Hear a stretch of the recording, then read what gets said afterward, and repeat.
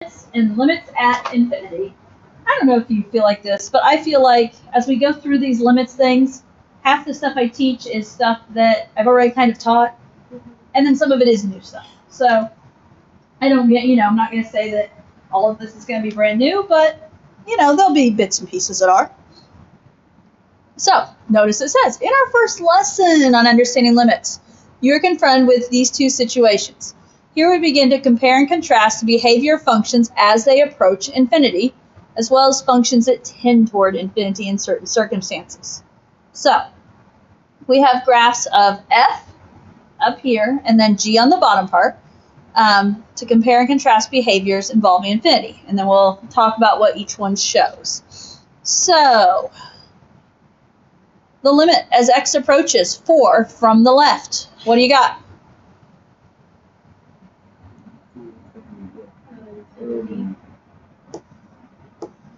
Positive infinity?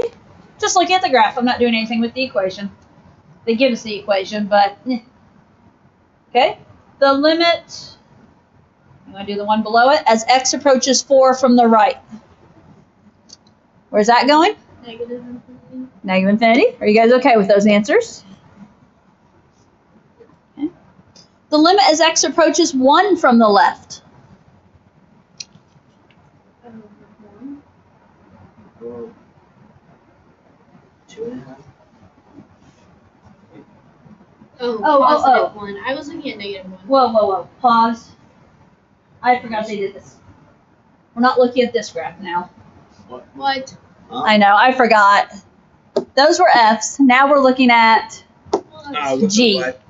And I have the graph zoomed in. I shouldn't have zoomed in the graph, I guess. Okay. So look down at G. It's at the bottom of our paper. Oh, this makes more sense, doesn't it? Limit as x approaches 1 from the left on G. Negative. Negative infinity. As x approaches 1 from the right of g of x. Positive infinity. New AP Calc prerequisites. Knowing your left from your right. At least hopefully you'll be better at this. I don't know if you've looked at my papers, but I write it on everything. Do you? It's funny. Okay. What are we talking about here? Both of these cases we were looking at as x approaches an vertical asymptote, yes? So the idea here is, and all of our answers are infinity, negative infinity, those type of things. So I have written down that a vertical asymptote occurs if one-sided limits are unbounded. Okay, so the idea that it's an asymptote if your limit is approaching either infinity or negative infinity. Now, the other part I have written down, which part do we want to write? Okay, so that's, I guess, what I wrote there, is that a vertical asymptote occurs if one-sided limits are unbounded.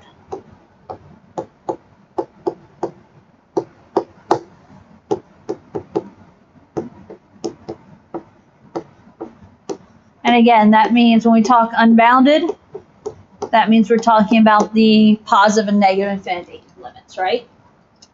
They have answers there. So an infinite limit is the idea that as x approaches c, the limit will approach either positive or negative infinity. So as x approaches c, how did I write that? I have just the limit, okay. The limit approaches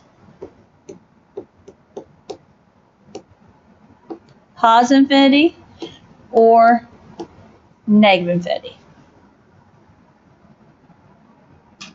And again, here we are talking vertical asymptote.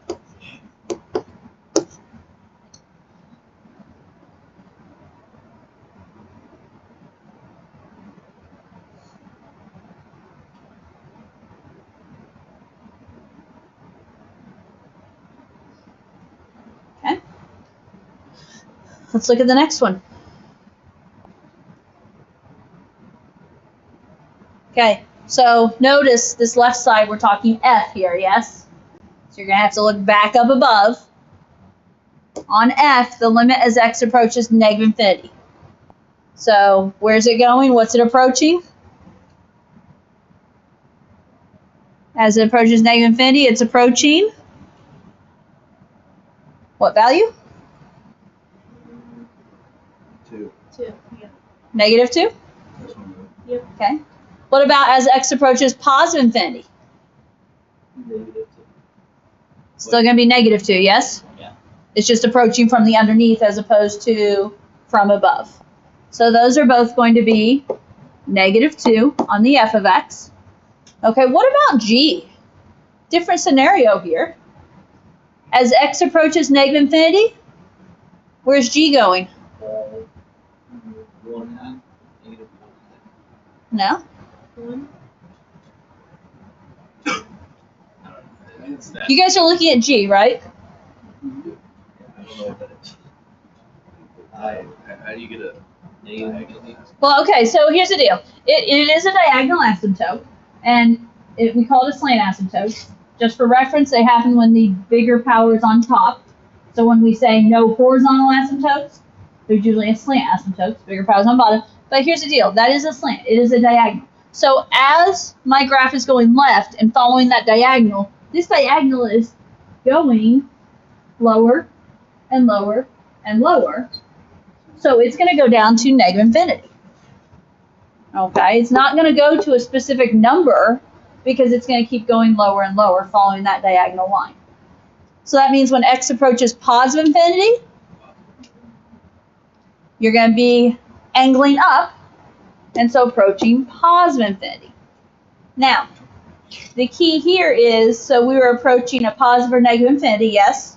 The limit's either going to approach a y value, if it's a horizontal asymptote, or it's going to be unbounded, and that happens on the slant asymptotes. So as x approaches either positive or negative infinity, the limit will approach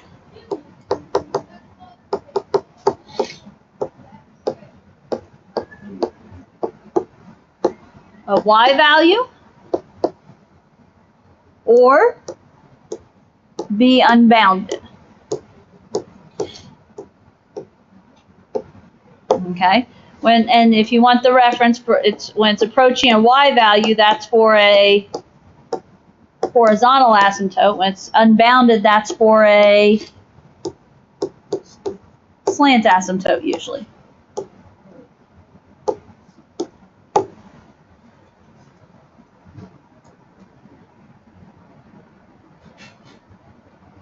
I feel like I have the exact same thing written in the next box. A limit at infinity is as x approaches positive or negative infinity, the limit will approach a y value or will be unbounded. Just arrow it. Yeah, that's the same thing. I don't need to take time to write it, do I?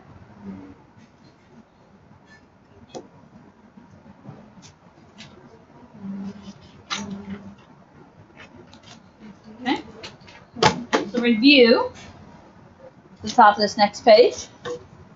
You don't need me to fill in those blanks. So in pre-calculus, you learned some basic truths about rational functions. When a factor canceled from the denominator, a blank occurred.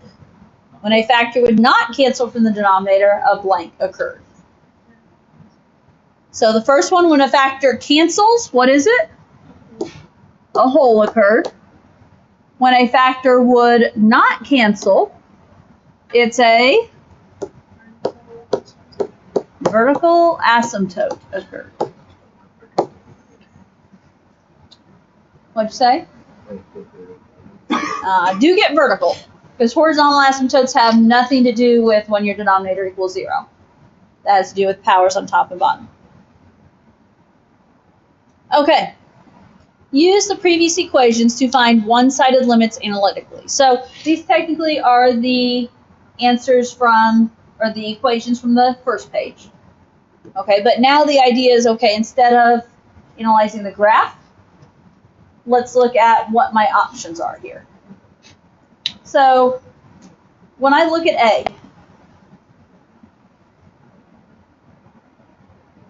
it's 4 from the left. If I had to guess and we plug in 4, wouldn't surprise me if we're going to get 0 over 0.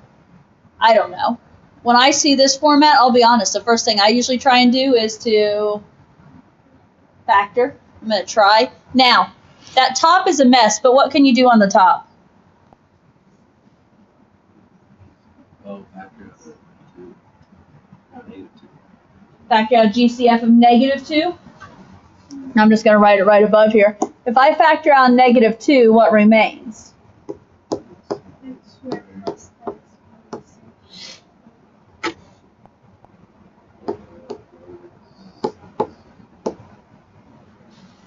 I might go with that could possibly factor now.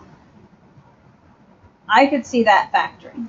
So let me rewrite the limit as x approaches 4 from the left.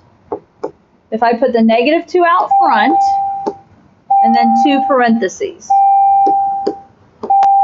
Don't lose that -2 because it matters.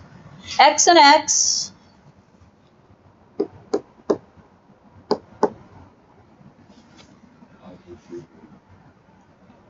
plus 3 minus 2. No, you're fine. I tend to sometimes just write things and because I know you're trying, you know, I don't know. Sometimes you don't want people telling you what to write. You want to do the math. Sometimes you want me to tell you what to write. I know. Okay, does my denominator factor?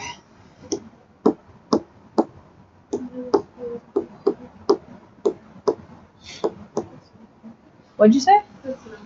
Okay. 4 minus 2. I could go with that. And what magically happens here? Shocker, right? Amazing how much that happens. And so now, it's the limit as x approaches 4 from the left of -2 times x plus 3 over x minus 4.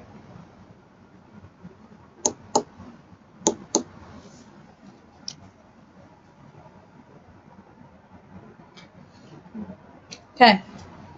Well, what happens if we plug in 4? You have 0 in the denominator, yes? And I'd rather not have 0 in the denominator. 0 in the denominator, I'll be honest, there's a good chance that means there's like an asymptote there happening. But I want to know what's, happening specifically on the left. So what could I try and plug in and see what happens? Okay. Some variation of 3.99999, right? I mean, in mine, I just have 3.99 written down. It gets you the idea. Plus 3 over 3.99 minus 4. Okay. So on top, can you agree I'm going to have -2 times 6.99? Something approaching -14, but not -14, right? The denominator, 3.99 minus 4.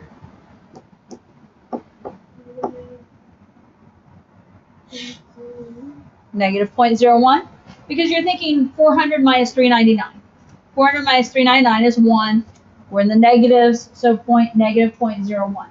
Now, first of all, I see a negative divided by a negative. What do we know about negative divided by a negative? Positive. So I know my answer is going to be positive. Now, I don't remember if I've done this. On top, we have 14, which is a solid number, yes? And I've kind of dried my mind. I know my answer is positive. I'm dropping off all negatives. I have 14, solid number, right? A big number in reference to 0.01. What happens when you take a number such as 14 and divide it by a number like 0.01 or 0.001 or 0.000001? What's happening to that number like 14? It's getting bigger, right? 140, 1,400, 1,400,000. Like, it's getting bigger. What are we approaching? We are approaching infinity. Okay? Now, if we would have plugged in right back here, we would have had negative 14 over 0, yes? I'm going to tell you, you can't automatically say, oh, 0 in the denominator, it's infinity. But you can almost say that. Does that make sense? It happens a lot. There's my rationalization that it does happen in this specific problem. And this should match with what we did on the previous page. Are we okay with that? Because that's a big concept that we have to know when it comes to limits. Okay. Now, B. It's a limit as x approaches 4 from the right. It's the same equations, yes? So I'm going to go ahead and write down the canceled version here because I'm too smart to redo my own work here. So it's the limit as x approaches 4 from the right of negative 2 over x plus 3 divided by x minus 4.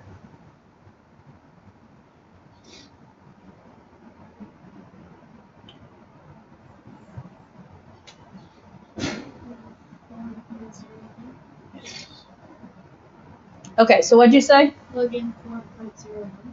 Yes.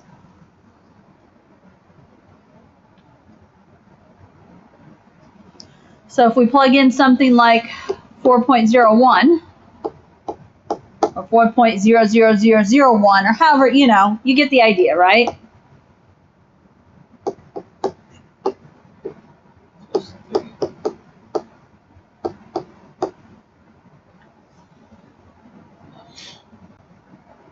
Okay. Well, on top, I mean, it's negative 2 times 7.01, or in other words, it's kind of like a negative 14-ish, yes? On bottom, 0.01. What's different this time? It's a negative divided by a positive, which means it's a negative. If you ignore the signs now, you're looking at a 14 divided by 0.000001. So we are approaching infinity, but in the negative sense. And again, if we would have just plugged 4 in, we would have been at negative 14 over 0 again, right? So we would have still been in that same spot. This is why we inspect left versus right, okay? Because now, you guys saw the graph on this. If this was just the limit as x approaches 4, what about the limit as x approaches 4? It doesn't exist because one side's going up, the other side's going down. So that limit doesn't exist. So you would have gotten 0 over 0, eventually 14 over 0, negative 14 over 0, but it doesn't exist. So that's why we inspect it on both sides. And that does lead itself back to one of the ones we had on the quiz that could do that. Okay, what about C?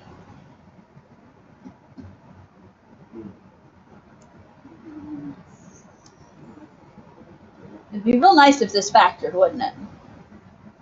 But can you multiply to be 5 and add to be negative 2? No. Now, I could GCF the denominator, but is that really going to help me a whole lot at this point? No. So, however, think logically here. As x approaches 1 from the left, if we just put 1 in, pretty sure we're getting 0 over 0. Or something over 0, you know, we need to inspect it. So, what could we use? And I'm just going to write it here. We could use what for x? 0 point, however many 9s you want, because we're approaching from the left, yes? So, just kind of think through this with me, okay? What's happening here if we're putting 0.9999 in, okay? So, on top,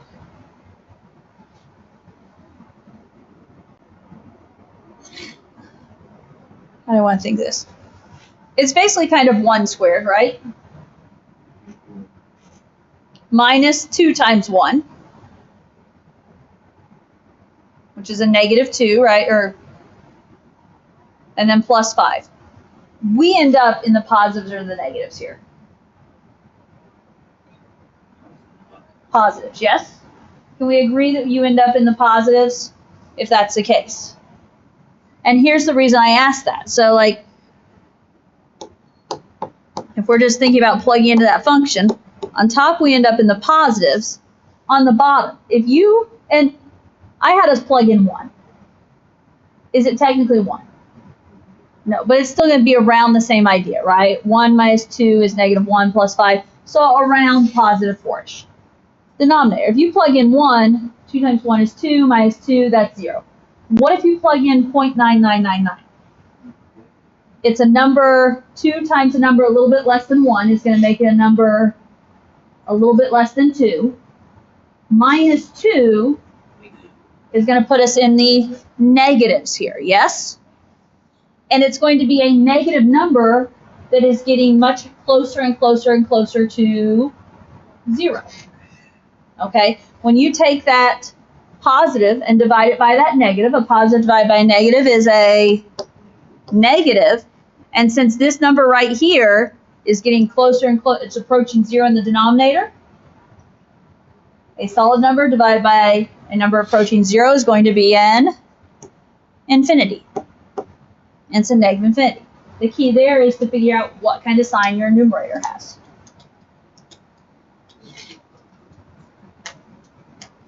What changes if we approach from the right?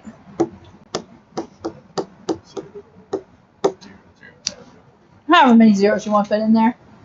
I kind of changed it up on this part, I guess. But is that going to change the top result, really? No, that's going to be a positive. Divided by, does it change my bottom result? Yes. It's still going to give me a number really close to 0, because it's almost going to be 2 minus 2. But it's a number a little bit bigger than 2 minus 2, which gives me a positive, which is going to result in a positive infinity. Okay?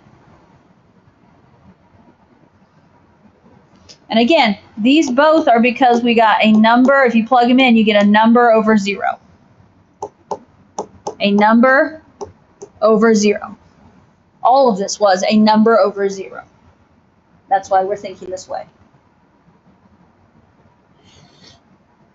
Okay. Continuing along. And my hope is that these you might be a little more confident to think through on your own now. That's my hope. Okay, definition, justification, vertical asymptotes. Case 1. H of C is equal to a non-zero divided by a 0. Kind of like what we were just doing, yes? What is going to be at that point? What's going to be at that value on the graph?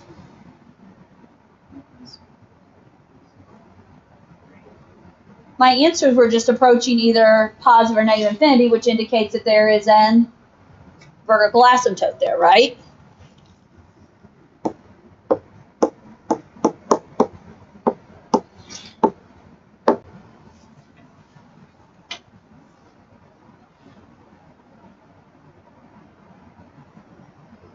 Now, I don't feel like we've talked about any of these yet, or not today at least, but the other option is if you end up with 0 over 0, and I guess here's where we would have had 0 over 0.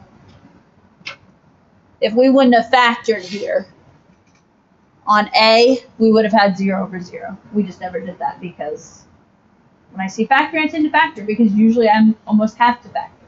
So, well, no, that wouldn't have been 0 over 0, would it?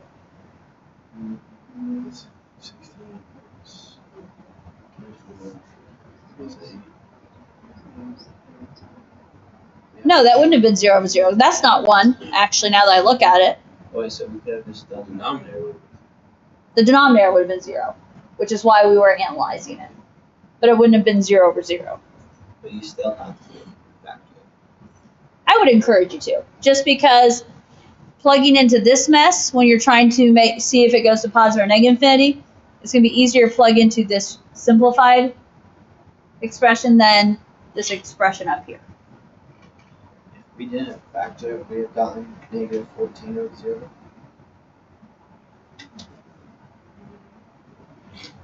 I think yes. You would have gotten something over 0. I guess I can't guarantee the negative 14 value, but you would have gotten something over 0. So, okay, yeah. So I don't think we've really seen this, but the 0 over 0 happens when you have a factor that can cancel out, and a factor that can cancel out represents a hole. So x of c then is a location of a hole. Or if we want that vocabulary, it is a point discontinuity.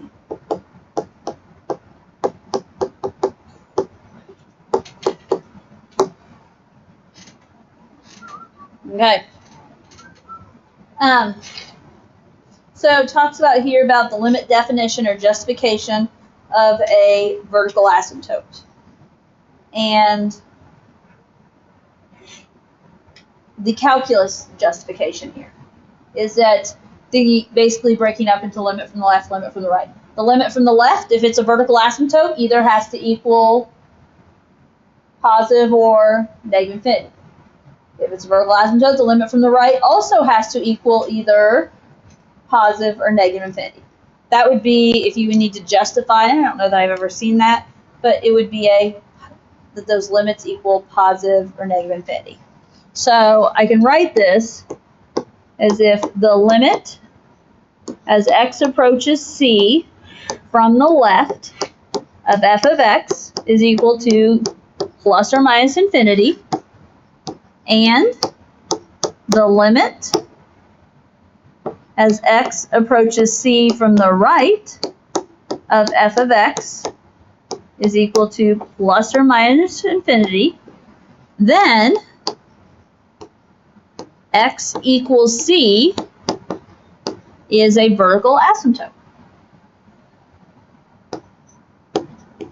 or the location of a vertical asymptote.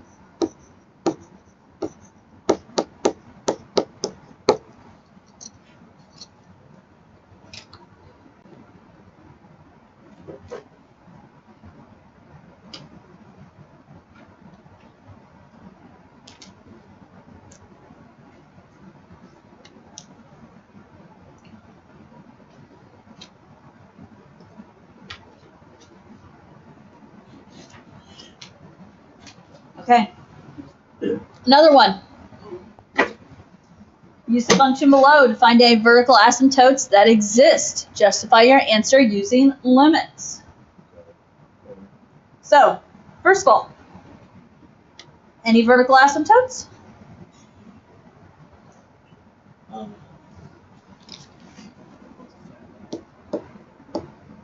Probably better factor it, yes? I'll do the denominator, you guys can do the numerator? Yeah. You agree to that? I figured someone could complain.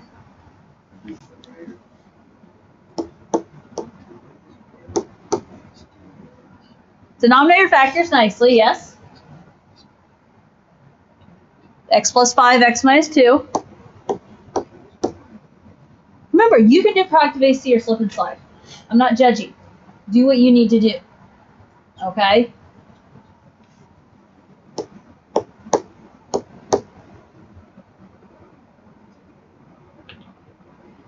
So here's what I see. I factor my denominator first, right? My denominator I decided was x plus 5, x minus 2. My numerator, I started with 2x times x.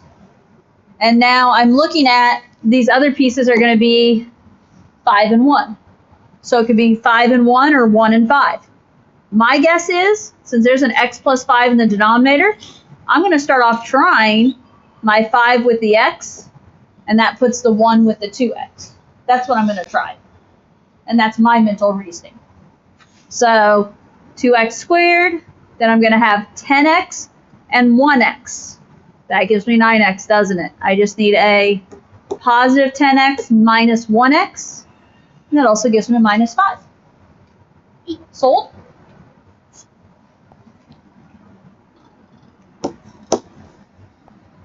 X plus 5's cancel.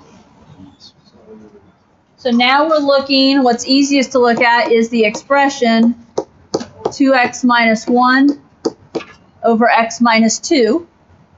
And we're talking vertical asymptotes. Where's our claim there's a vertical asymptote? X. Okay, that's our claim. Now, we have to be able to justify this using limits. So that means the limit from the left and the limit from the right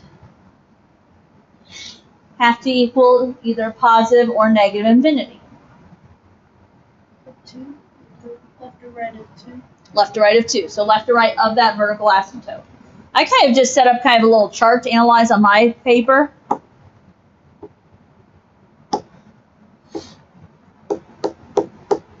We're talking about x and h of x. What kind of x values do we need to use? We need to use 1 to the left of 2. What's the left of 2? Something like 1.999, whatever. Something to the right of 2? 2.001. So, what do you think? If we plug in, basically we're plugging in 2, yes? So on top, 2 times 2 is 4, minus 1 is 3. We have a solid positive number, yes? So I'm thinking about the fact that I'm going to have some kind of positive number. Denominator. 2 minus 2 is 0. I can't use that now. 1.999999 minus 2. It's a negative. And the more 9s I put on there, the smaller that negative gets. So what's my result going to be here? A negative infinity. Are you with me? So on top, or the other one, 2.0001. If I plug it into the top, I'm going to have something around 3 again, yes? I don't really care about the number other than I care about its positive. What about when I plug into the denominator? It's going to be positive also. And positive divided by positive is a positive infinity. Do I have the information for a vertical asymptote justification now? I do. Okay. I can say at x equals 2,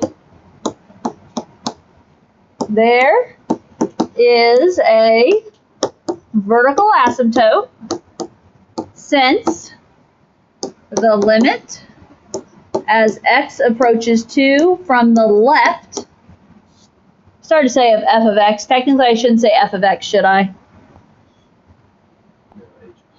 I should be saying h of x. And the limit as x approaches 2 on the left was going to be negative infinity, and the limit as x approaches 2 on the right was going to equal positive infinity.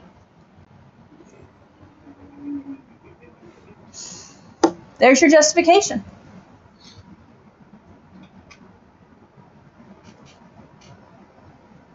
Okay.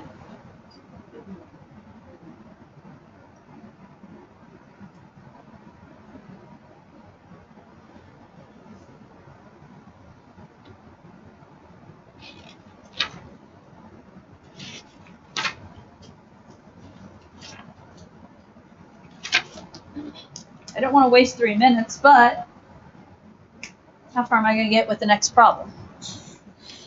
And it's really probably closer to 2 minutes than 3 minutes because my watch is saying 12:30, so. Is that a good stopping place then?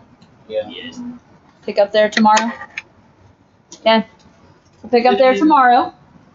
And then they'll make homework due on Monday.